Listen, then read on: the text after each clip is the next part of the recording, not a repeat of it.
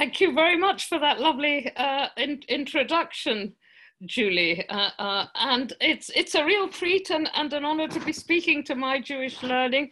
I've often learned from it on the web, all sorts of things, including great recipes, I may say, sometimes.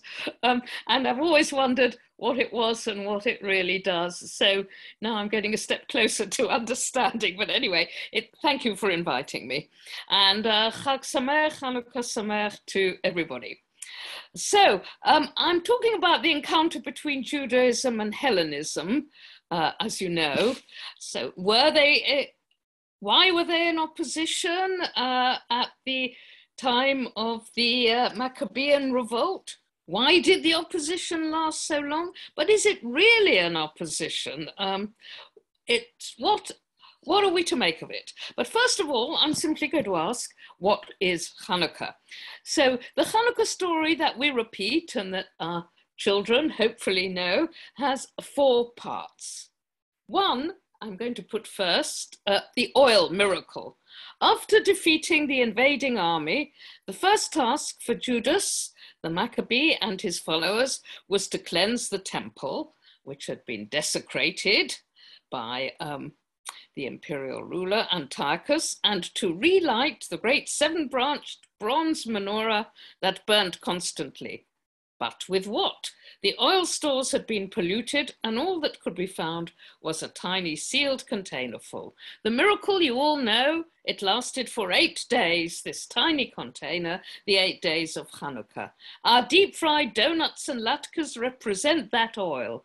And when we play dreidel, or svivon, if you like, in Hebrew, the letters on the spinning top spell out, Nes Gadol Hayasham, a great miracle occurred there.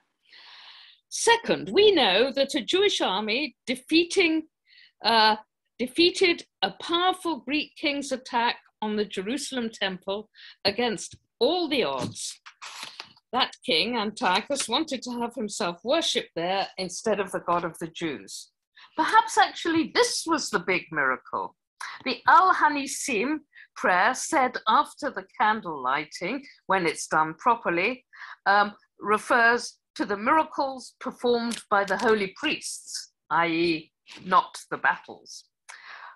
We may mention, thirdly, and when the children get a little older, it's likely to stick in their minds too, that the Jews all over Judea, perhaps beyond too, were cruelly persecuted by Antiochus, along with the desecration of the temple, with a ban on circumcision, enforced sacrifice of pigs and compulsory eating of the sacrificial meat, and profaning the Shabbat. It was as though he wished entirely to extirpate Judaism forever, or so it seemed. Especially remembered were the heroic deaths of a mother and her 7 sons who stood up to the tyrant, withstood unbelievable physical and mental torture, and died incredibly bravely for the sake of the Jewish people. 4, finally, it's a big thing that the enemy were Greeks. In Maus Tzur, the hymn that we sing, when the candles are all lit, the last or second last verse, depending on how you do it, says, Greeks surrounded me and pulled down my towers, before the oil miracle comes in and is also celebrated. And so the defeat of Greeks meant,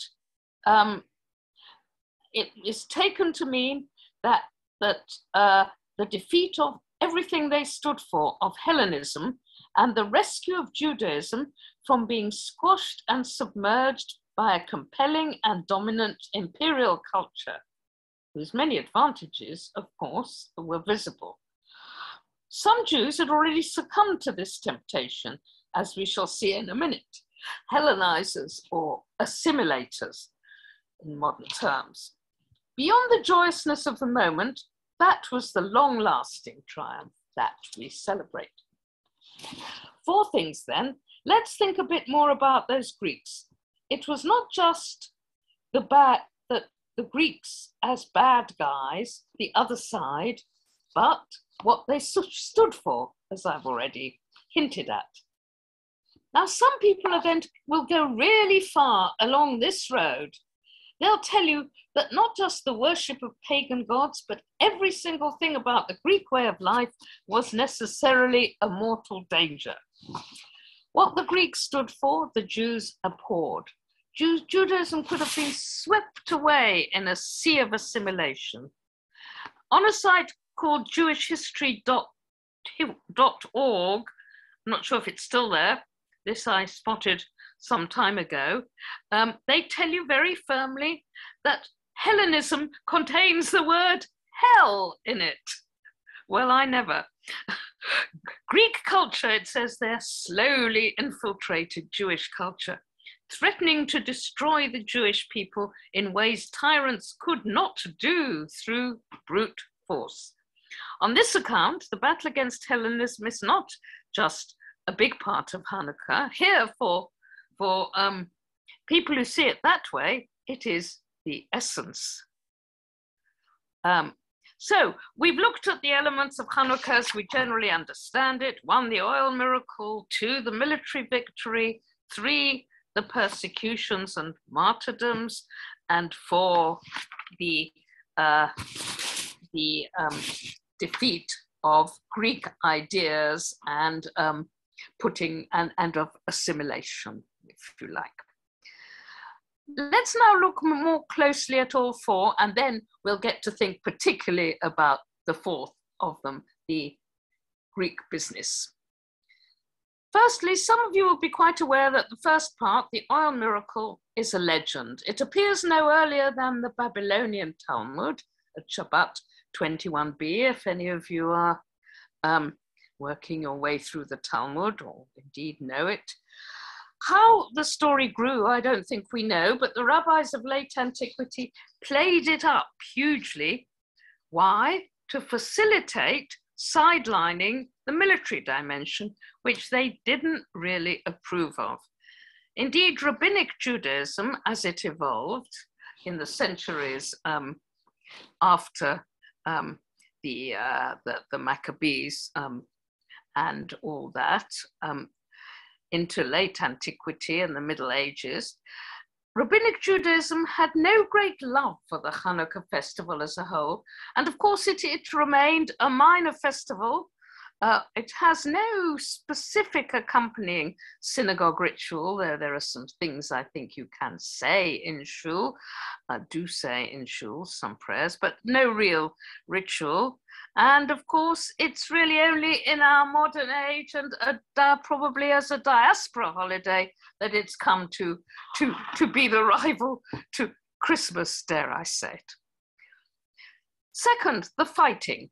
By contrast, this second part, fighting to rescue the cult from a powerful ruler bent on imposing his own form of worship, is historical, more or less. At least it's documented by writers who purport to be writing historical narratives of a kind, and their record probably goes back to within 50 years of the events themselves. Now, if we were writing a report of what happened 50 years ago, you might think we're a bit hazy on that, but actually, in terms of ancient writing, 50 years, or perhaps less, probably 30 for one of the books, is rather close to the events. It's good stuff. Now, of course, not everything they tell us is true, and there's a lot that we don't know. We don't even know for sure what cult it was that Antiochus chose to set up in place of the Jewish cult. Possibly a cult of the ruler himself, and the popular view is often that he had himself worshipped up there in the temple. More likely it was a cult of Zeus, the chief Greek god. So Greek religion was stuck right up there. We don't know exactly how the timing of this move, the chronology, plays out with a big war on Egypt that this imperial ruler, rather pushy imperial ruler, but not always successful, was then conducting, and which the Roman Republic put a stop to. The Romans drew a circle and said, you don't move out of this circle till you pull right back out of Egypt. Anyway, it's possible that it was only on his return from that humiliation, which it is what it was, and his discovery then that the Jewish high priestly clans were quarreling among themselves, that he weighed in to prevent a chaotic and uncontrolled situation and, well, overdid it a bit, you might say. There's even more that we can accept as having happened on these accounts, but that remains terribly hard to explain, and on which both our ancient sources and again modern scholars differ quite a lot. So it's a huge problem that Antiochus and other kings of his ilk were not in the habit of trampling on other people's religions.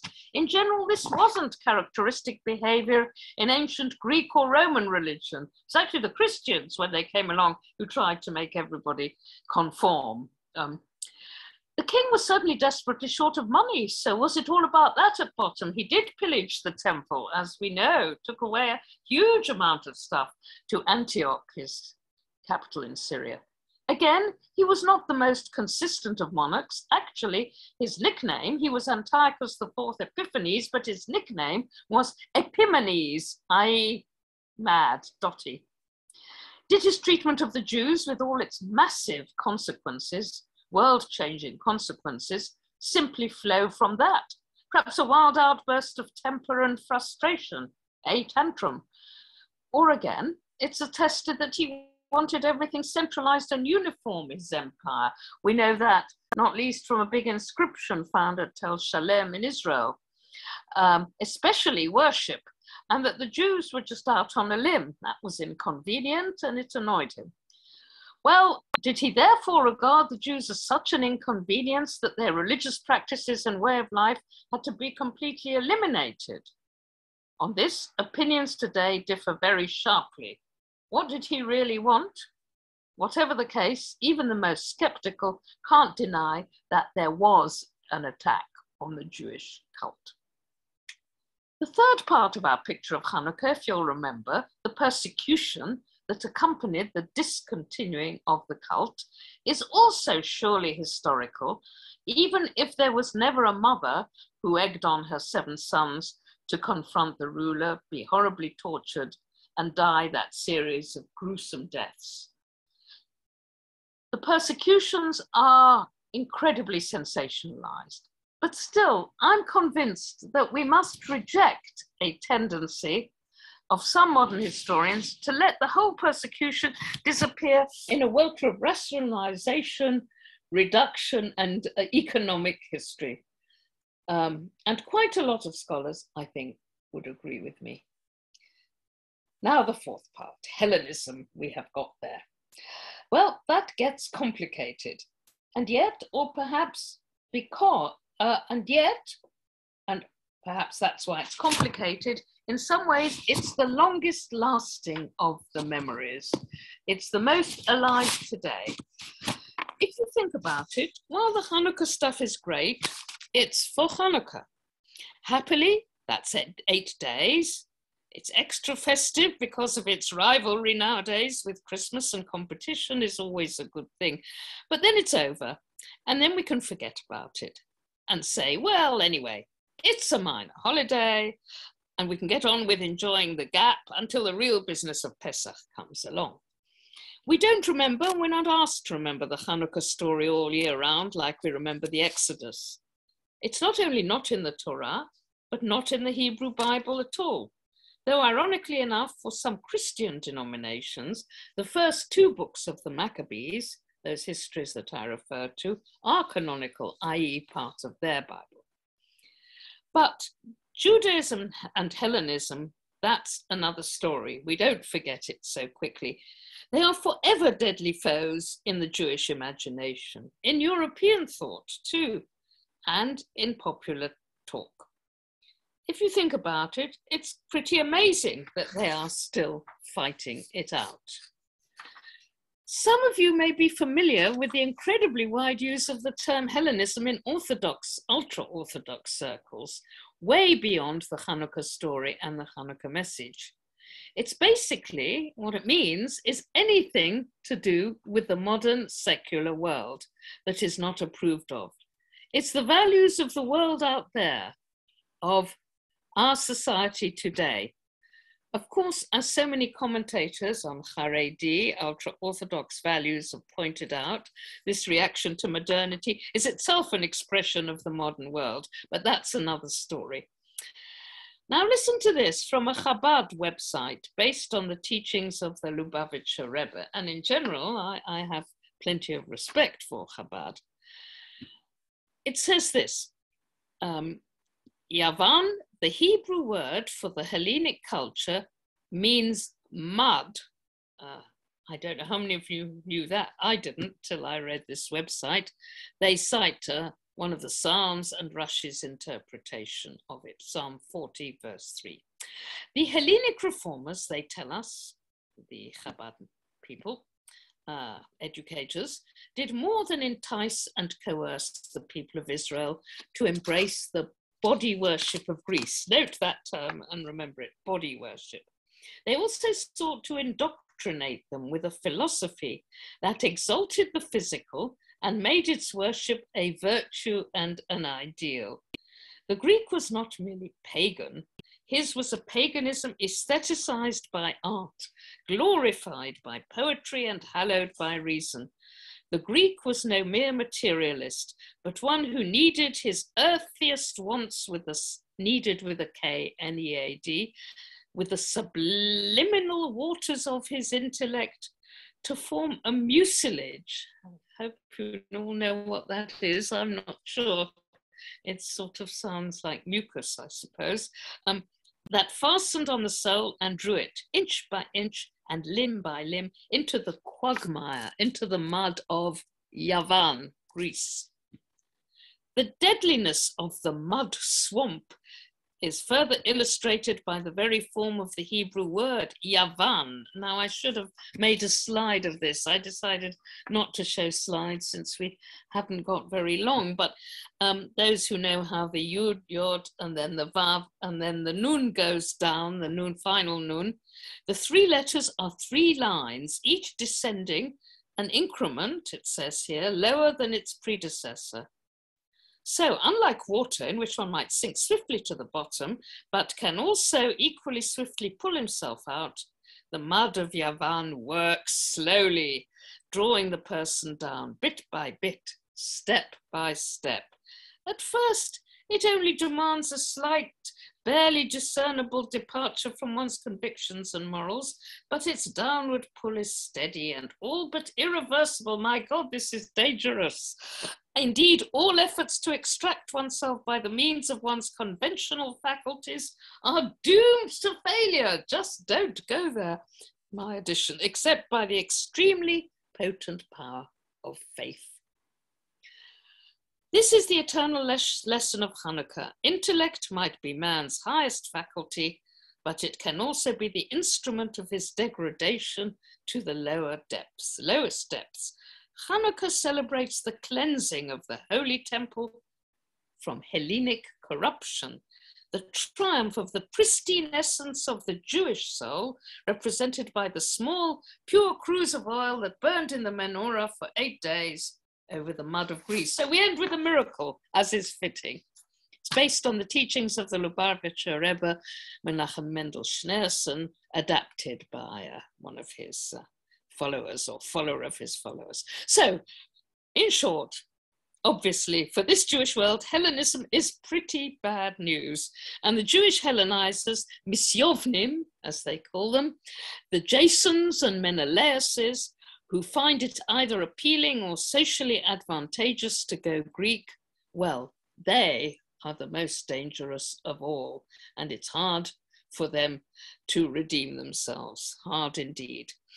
The idea that Judaism and Hellenism are not to be reconciled opposites, that must inevitably fight it out, goes right back into our Hanukkah story. That, in fact, is where it started. And the term Hellenismos and the terms Hellenismos and Judaismos in Greek, opposed to each other, appear first in the second book of Maccabees. which is, I think, the closest Jewish text to the events themselves. I need to tell you first just a little bit about what sort of book that is. It's an abridged version of a history written in Greek by a Jew whose name was Jason of Cyrene, which is a place in Greek North Africa, today's Libya. In Greek, you may ask? Yes, please bear that in mind. This Jason wrote his history originally in Greek, and his epitomator, the guy who gave a convenient shorter summary, it's not that short, but that's the book we have, also did it in Greek. Jason, this Jason of Cyrene, gives some information that is unique to him concerning his namesake, the high priest Jason of the time. Originally, we may presume, the name was Joshua. Yeah, sure. He won the support of the king and was pleased to make Jerusalem a Greek city under the name Antioch, even putting in a gymnasium where male athletes would surely have exercised in the nude, horror of horrors. Also, the opponents of Jason claimed, and 2 Maccabees at chapter 4 is highly indignant. Here's a quote. He, Jason, lost no time in setting up a sports stadium at the foot of the citadel itself, that's the Temple Mount, and he made the most outstanding of the young men put on the Greek athlete's hat. So Hellenism reached a high point. Here comes that word, Hellenismos, with the introduction of foreign customs through the boundless wickedness of the impious Jason. See, 2 Maccabees does not like this Hellenization, although it's writing in Greek. He, Jason, no true high priest. As a result, the priests no longer had any enthusiasm for their duties, and in defiance of the law, they eagerly contributed to the expenses of the wrestling school. Whenever the opening gong called them, off they ran. They cared above everything for Hellenic honors. Because of this, grievous misfortunes beset them. Josephus, the Jewish historian that I have studied over the years, writing in Greek in Rome over 200 years later, adds some details to the narrative and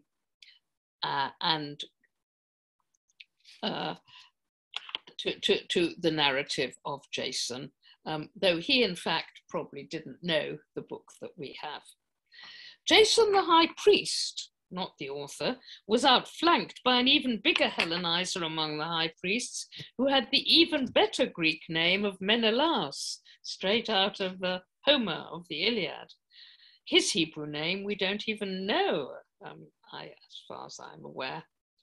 He showed the world how to be an even more outrageous Hellenizer, though it's Jason that gets the big critique.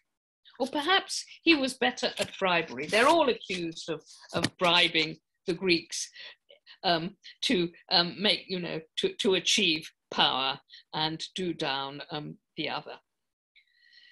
But our first Jason, the writer from Cyrene, wrote his Greek history that got abridged, probably in Jerusalem as well. It was very temple-oriented. Another near contemporary account, the first book of Maccabees, better known in Jewish circles, is more biblical in style, was probably written first in Hebrew, so that what we have is a translation. And both these books were preserved by the Christian Church. So how much do we learn from our sources, and what are some of the questions that remain? Well, it's obvious, we've noticed that some Jews of that time were well into the Greek language. So not everything Greek was alien or became alien. We might say it was the English of its day, so that's hardly surprising. The American English, probably I should add. But of course, to learn a language properly, to conduct negotiations in it, to write it and make speeches in it, then, as today, requires a whole educational process. Diplomats are put through it. And it brings in train new ideas, new horizons, new social values, then as it does for us today. Secondly, Greek was the language of Alexander the Great, who brought it to the Near East when he conquered most of the known world at the end of the 4th century BCE. It was the language of Antiochus IV in the 160s BCE, and his predecessors, his rivals, his successors, and over all of the Seleucid Empire that he ruled, one of the successor empires to Alexander's, though its base actually was further east, originally in Babylon. However, whether or not Antiochus had a special mission, an ideological purpose in making the Jews behave like Greeks, or whether he was being simply practical about it, we really can't know. Perhaps it was just routine government.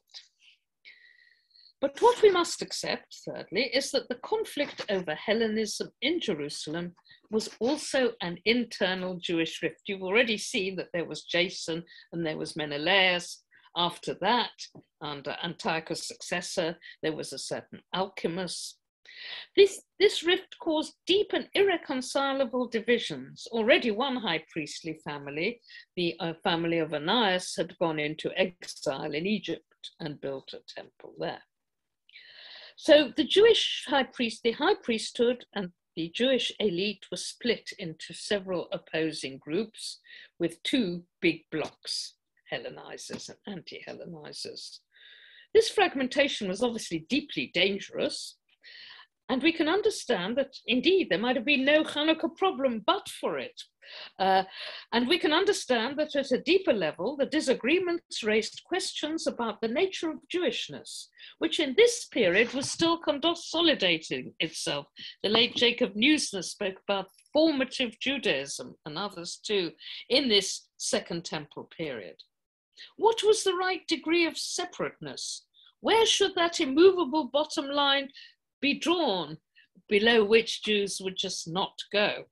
It does not look as though any of the factions were prepared to go as far as to accept the imposition of the alien cult, of worshipping a foreign god, gods, in fact, the ultimate blasphemy and negation of the Jewish religion. But even on this extreme point, some recent scholars would argue otherwise. I don't think they've got too many legs to stand on.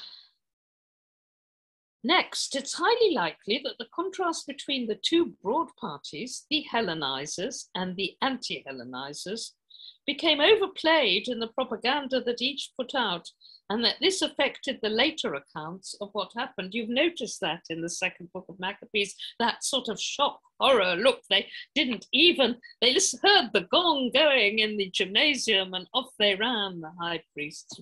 And all the young men were wearing the athlete's hat and so on. All these accounts were inescapably tinged by internal Jewish politics.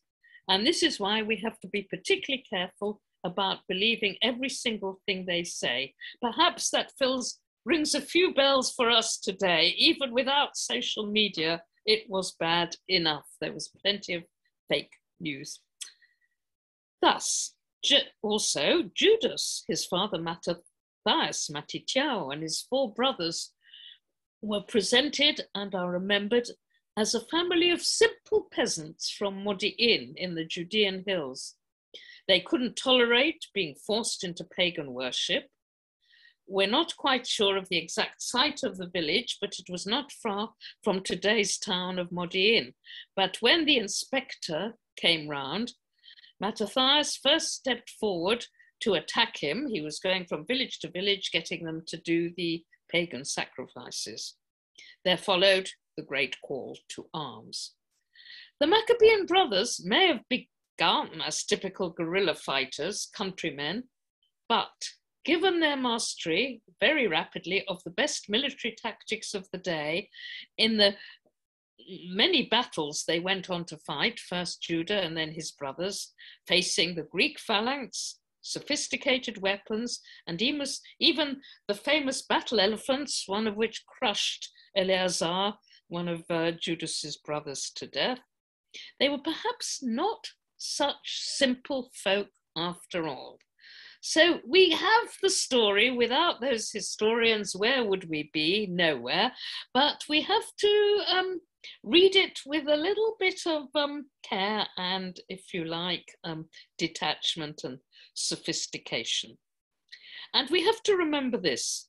When these people from the hills became in their turn, as a result of those successive victories, though not every battle led to, they were not victorious in every battle, but when they became, after all that, a ruling dynasty, first of high priests, and eventually even of kings, the Hasmonean house, Beit Hashmonai, they called themselves, they soon did it in Hellenistic Greek style. That's quite well known, I'm sure, to some of you, or Greco-Oriental style.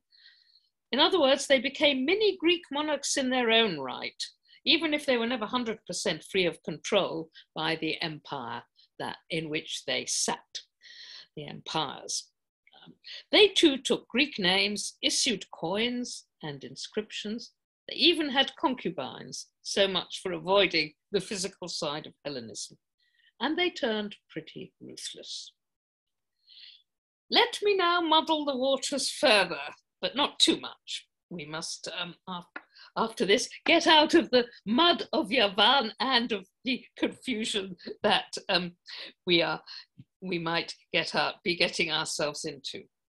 We learn from 1 Maccabees that in the early Maccabean period, Jews even identified with the Spartans, that extraordinary Greek people, known, of course, for being very Spartan, austere, for their athletics, and for their tough upbringing and their militarism. In diplomatic exchanges, Jewish ambassadors claimed to have a common ancestry with the Spartans. Well, the common ground lay mainly in the fact that the Spartans were famously law-binding and believed they owed everything to their original lawgiver, Lycurgus.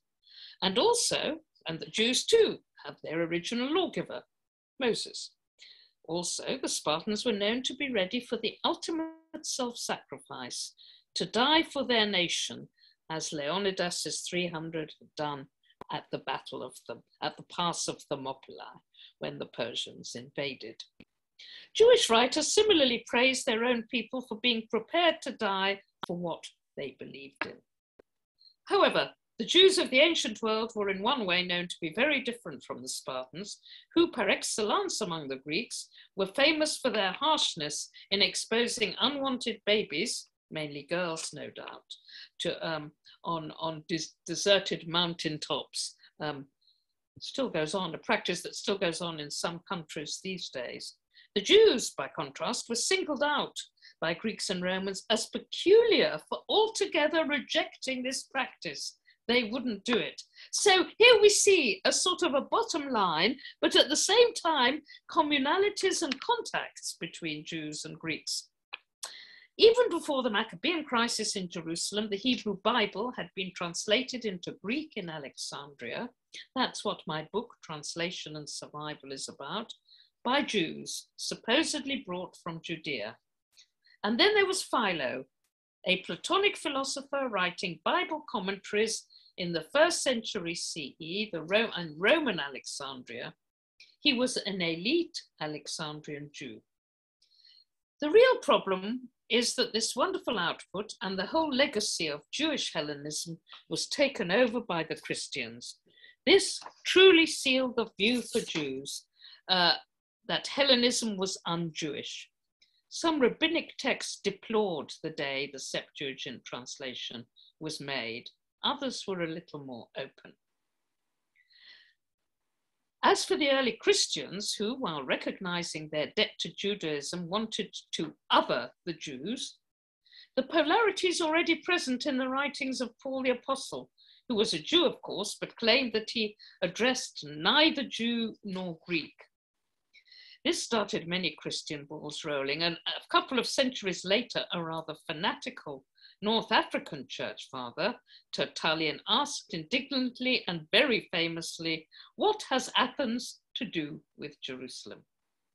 Quite soon, however, the Hellenic legacy, and of course, the whole, though of course pagan, brought philosophy and a whole past that after a few blips was incorporated at a deep level into Christianity, leaving the Jews out on a limb.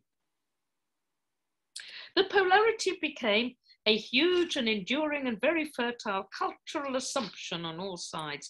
Heinrich Keiner, the German Jewish poet, was tortured by it as by so much else. He longed for Hellenism, but Judaism kept its grip on him even after his conversion. In England, famously, the Victorian poet and essayist Matthew Arnold took it for granted that Hellenism was the aesthetic and pleasant side of things. It was art, all things physical, all and fun, sweetness and light, as he put it, while Judaism was seriousness and morals. He was not writing primarily about Jews when he expounded this.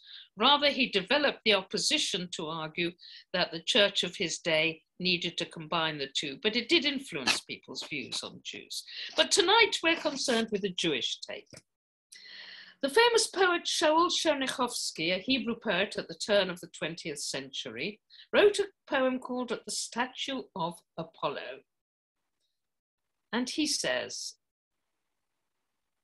he's speaking autobiographically, sort of, I am the Jew, your eternal adversary, he says to Apollo.